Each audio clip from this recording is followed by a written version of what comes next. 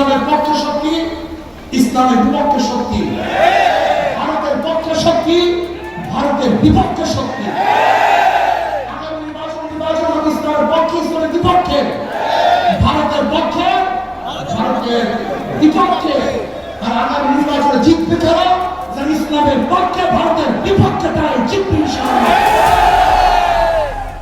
দুই ভালো হার হয়ে যাবে, কোনো সন্দেহ নেই।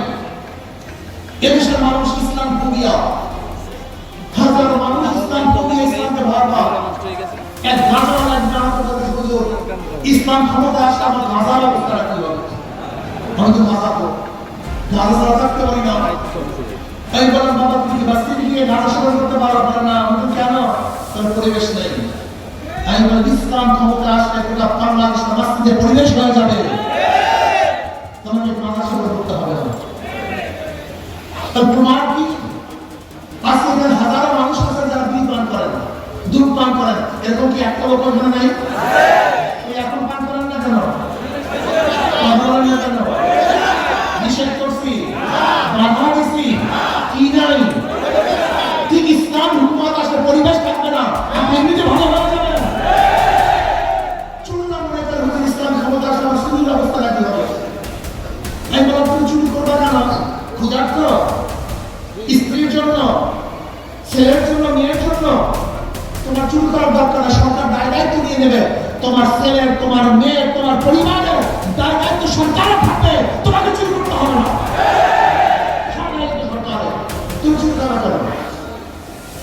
দাড়ি যারা কাটে তারা মনে করে ইসলাম হুকুমত আসলে আমার দাড়ির অবস্থা রাখি। আচ্ছা বলেন তো, মসজিদে ঢুকলে আপনি ইমাম সাহেব বলতে দাড়ি রাখি আসেন? আপনাদের শুনছেন কোন জায়গা? ইসলামের সবচেয়ে বড় পবিত্র জায়গা হলো মসজিদ। সেখানে আপনি দাঁড়িয়ে রাখার জন্য আপত্তি করে না, দাঁড়িয়ে ঢুকতে দেয়। আর এই গোটা বাংলাদেশ থেকে দাঁড়িয়ে আপনাকে বিদায় দিয়ে দিবে। এসে কিন্তু ঢুকাইছে আপনাকে, এই ইসলামের দুশ্মনের মাথায় ঢুকাইছে।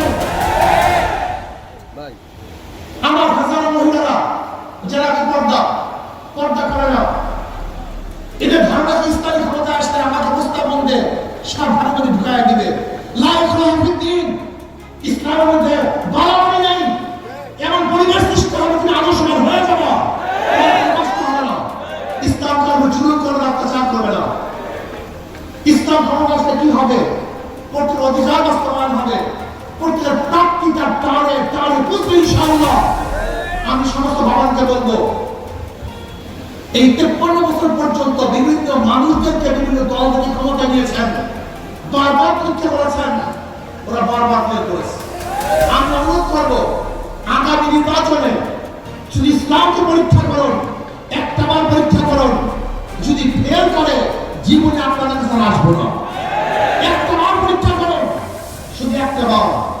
হাত জোর করে অনুরোধ করছি, ইসলামকে শুধু একটা বার পরীক্ষা করুন। থাকবেন না, জিতবেন, থাকবেন না, অবশ্যই জিতবেন ইনশাআল্লাহ। আর মুসলমান যারা ইসলামকে পছন্দ করবেন না, মুসলমান যারা ইসলামকে পছন্দ করবেন না, আপনাদের সবচেয়ে প্রিয় সংগঠন, প্রিয় নীতি আদর্শ ইসলাম, ইসলামের বাইরে যাওয়ার আপনার কোনো সুযোগ নেই। ওদের সব জায়গায় ধোঁকাবাজি। যারা নৌকা নিয়ে নির্বাচন করে নিজেরা নৌকা চালাতে পারে না, যারা ধানের শীষে নির্বাচন করে নিজেরা ধান কাটতে পারে না, যারা নাঙ্গল নিয়ে নির্বাচন করে নিজেরা নাঙ্গল বইতে পারে না, যারা কুঠার নিয়ে নির্বাচন করে নিজেরা কাঠ ফাটতে পারে না, সমস্ত মার্কাগুলি প্রতীকগুলি গরিবদের, কিন্তু যারা নির্বাচন করে একজন গরিব না। প্রতীক সব গরিবদের, কিন্তু যারা নির্বাচন করে তারা একজন গরিব না। তারা মার্কার সাথে কাজ করে নিন না, কিন্তু হাত পাঠানোর একটা প্রতীক। যে নির্বাচন করে সে চালাতে পারে, যারা সমর্থন করে তারা চালাতে পারে। হাত পাখা প্রয়োজন মুসলমানদের, হাত পাখা প্রয়োজন হিন্দুদের, হাত পাখা প্রয়োজন খ্রিস্টান বৌদ্ধদের, হাত পাখা প্রয়োজন পুরুষদের, হাত পাখা প্রয়োজন মহিলাদের, হাত পাখা প্রয়োজন বড়দের, হাত পাখা প্রয়োজন ছোটদের, হাত পাখা প্রয়োজন গরিবদের, হাত পাখা প্রয়োজন গরিবদের।